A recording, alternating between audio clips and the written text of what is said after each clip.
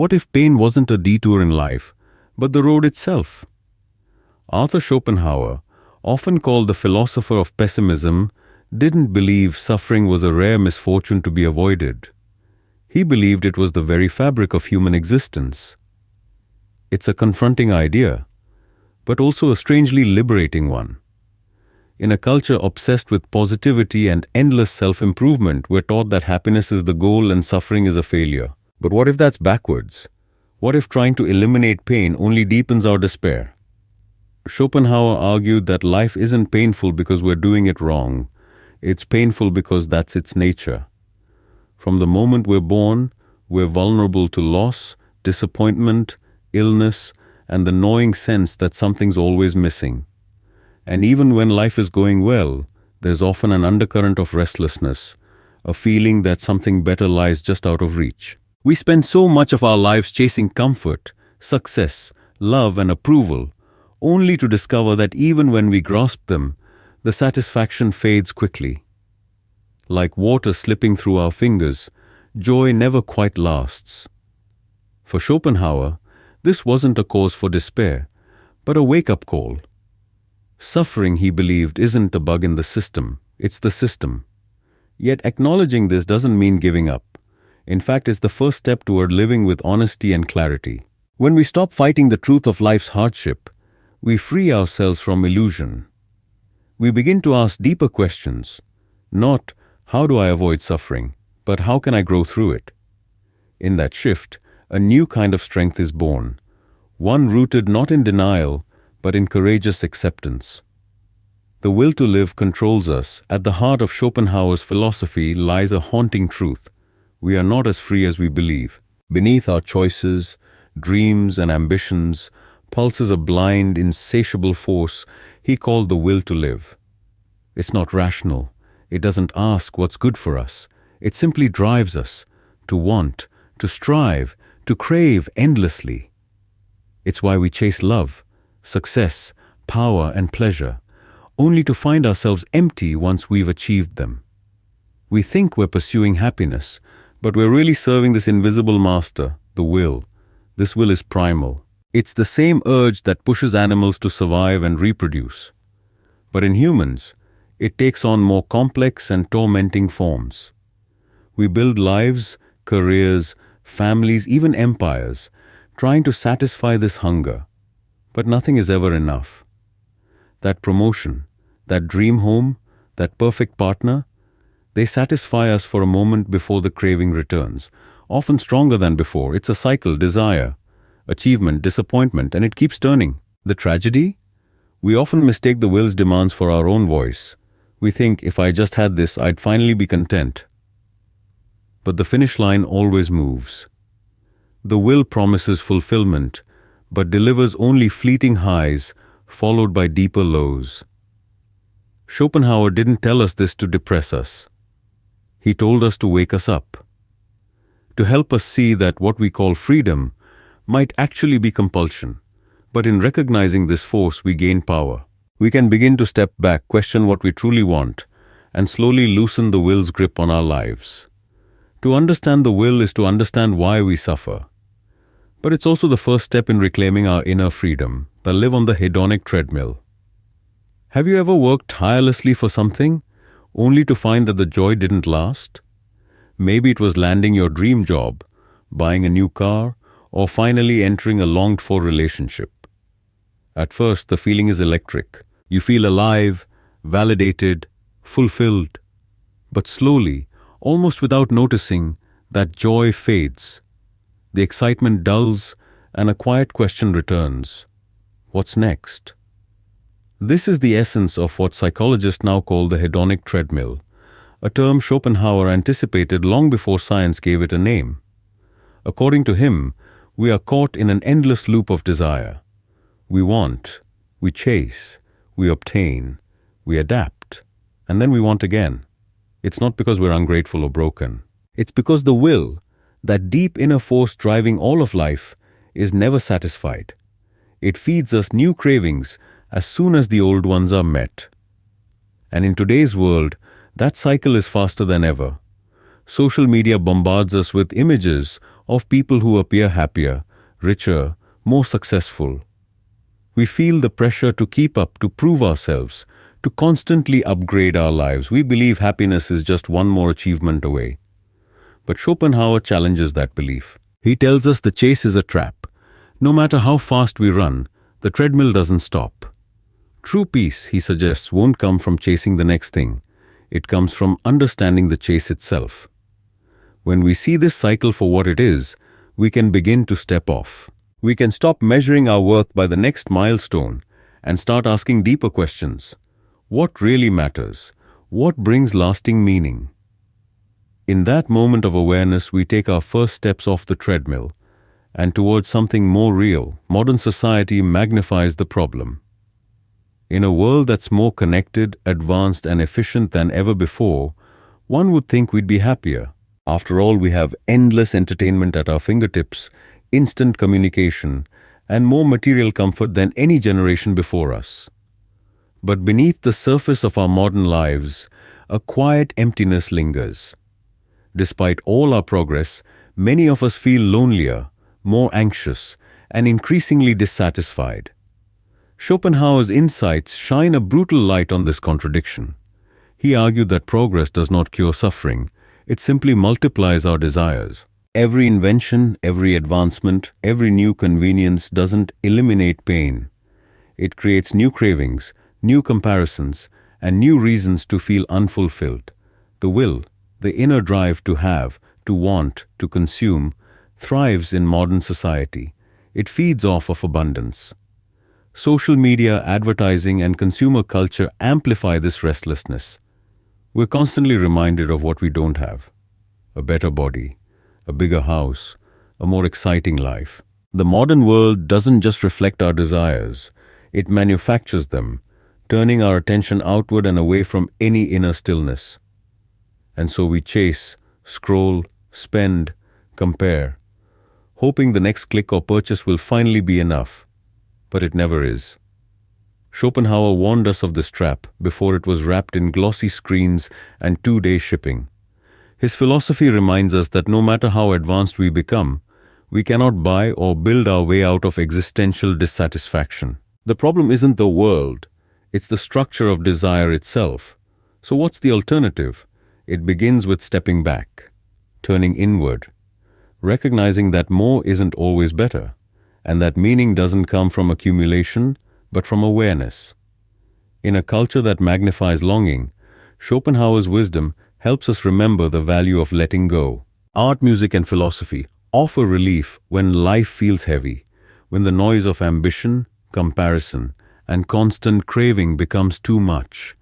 There's something quietly transformative about being moved by a song, staring at a painting, or losing yourself in a book that speaks to your soul.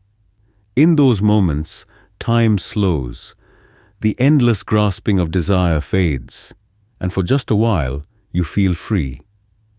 Arthur Schopenhauer saw this not as coincidence, but as a profound truth. He believed that art, music, and philosophy have the unique power to lift us above the suffering that defines everyday existence.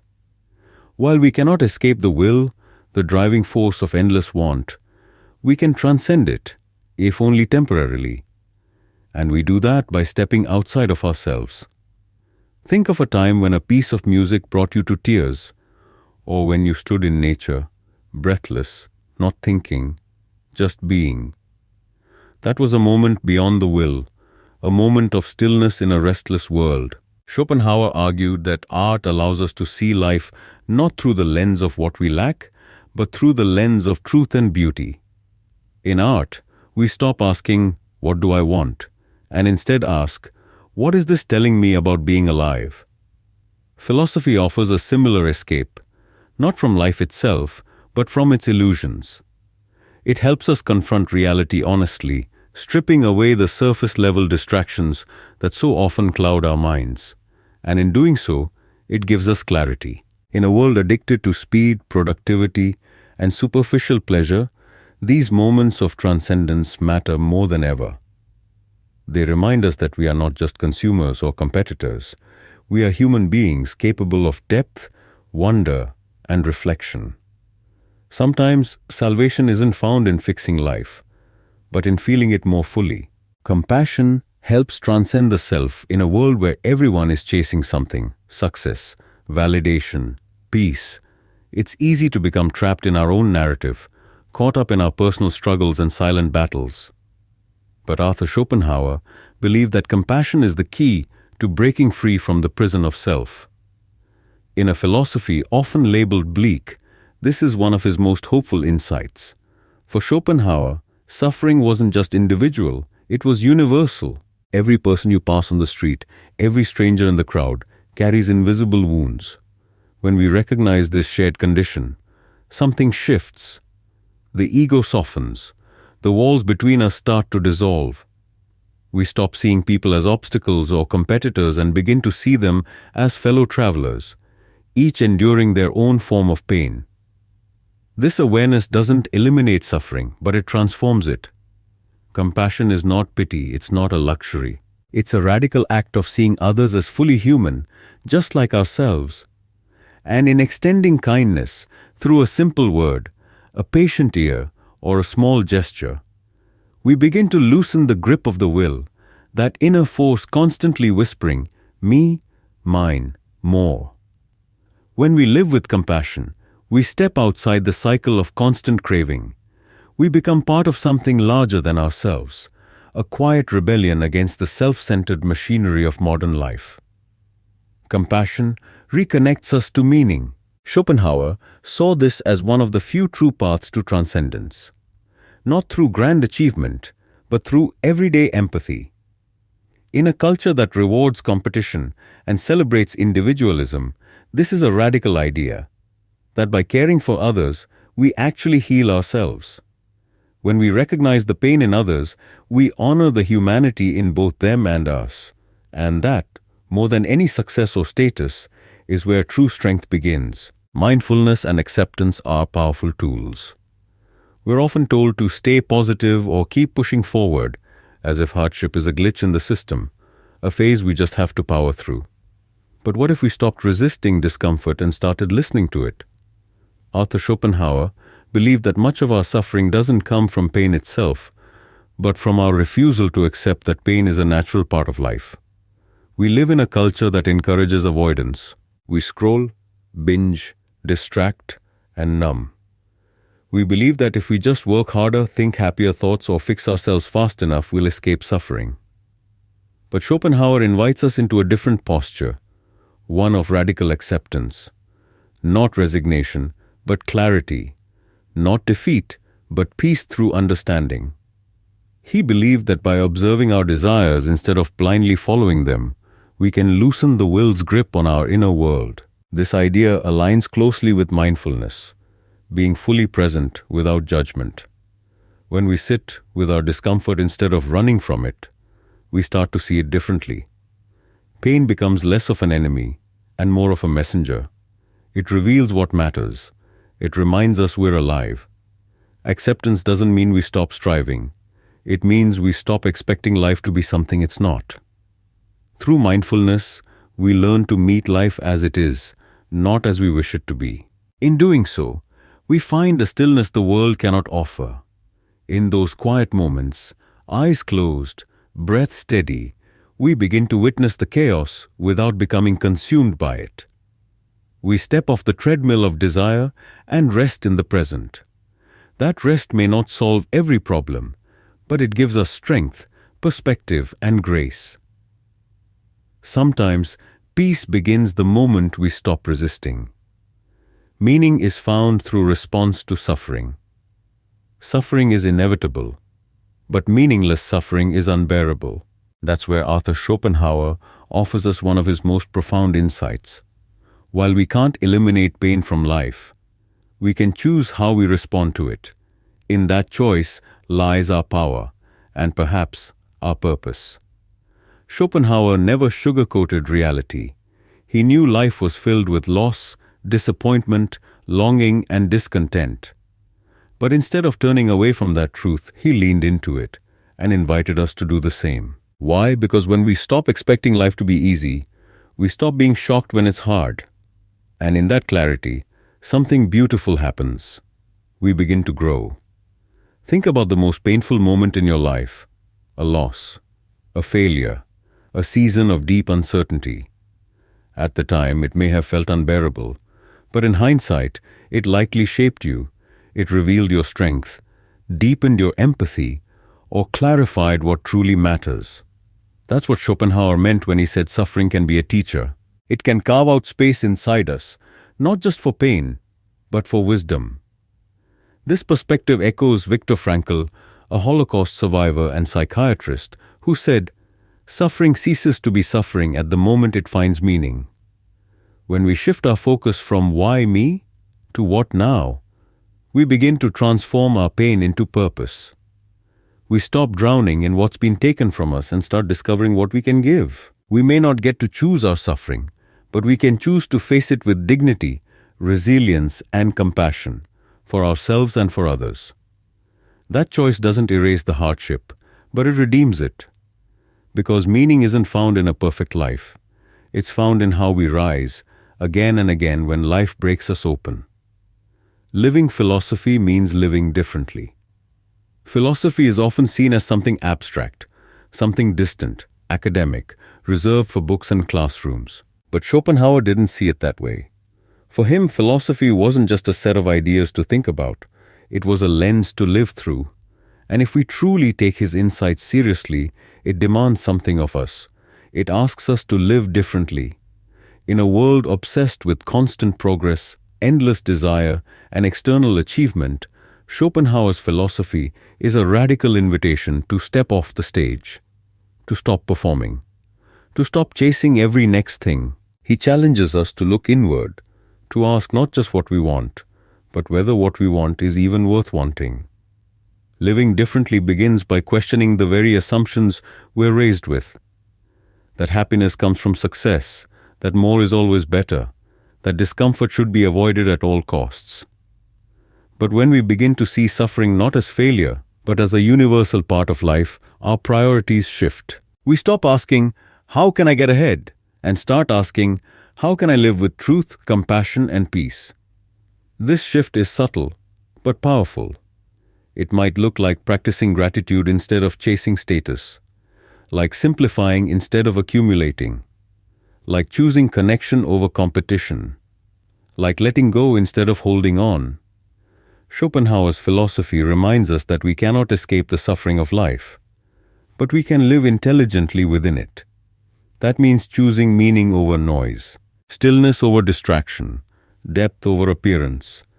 Ultimately, living philosophy means embodying the values we say we believe in. It's not about perfection, it's about presence, it's about courage, and it's about daring to walk a quieter, wiser path in a world addicted to noise. Because truth, when lived, becomes transformation. Life isn't about avoiding suffering, it's about learning how to face it with honesty, grace, and purpose. Schopenhauer's philosophy reminds us that chasing happiness through endless desire only leads to emptiness. True peace comes not from having more, but from needing less, from stepping off the treadmill of craving and returning to the present moment. Instead of asking, "How can I win at life?" we might ask, "How can I live more truthfully?" In a world that pushes us to constantly perform, compare, and accumulate, Schopenhauer invites us to slow down and look inward. He teaches us that art, compassion, and mindful presence aren't luxuries, they're lifelines. Let yourself feel deeply, sit with discomfort, choose depth over distraction, and above all, remember that everyone you meet is carrying invisible burdens. A small act of kindness might not change the world, but it could change someone's moment, and in that, there is real meaning. You don't have to escape suffering to live well. You just have to live through it with courage, reflection, and heart.